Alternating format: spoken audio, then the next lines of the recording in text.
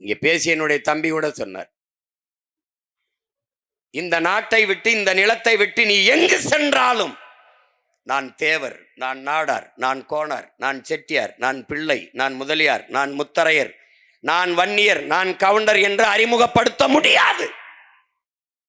உலக வரலாற்றிலே எங்குமே இந்த அடையாளங்கள் இருந்ததில்லை, எவனுக்கும் இருந்ததில்லை. நான் இஸ்லாமியன், நான் கிறிஸ்தவன், நான் இந்து என்று எவனும் தன்னை அறிமுகப்படுத்திக் கொள்வது இல்லை. இல்லை, நீ கேரளாவுக்கு செல், ஆந்திராவுக்கு செல், இந்திய நிலப்பரப்பில் எங்கு வேண்டுமானாலும் செல், இல்லை இந்த துணைக்கண்டம் கடந்து வேற எந்த நிலத்திற்கும் செல். நீ யார்? எங்கு சென்றாலும் நீ தமிழன்.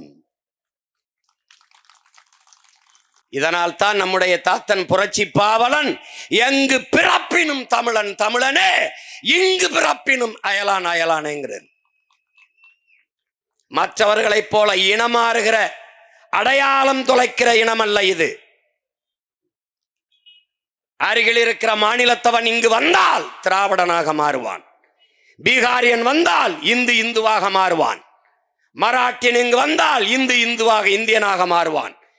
ஆனால் நீ எங்கு சென்றாலும் தமிழன். கர்நாடகாவில் இருந்தாலும் தமிழன்,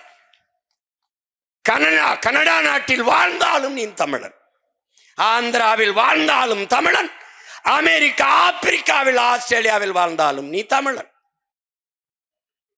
இது உன்னுடைய மாண்பு.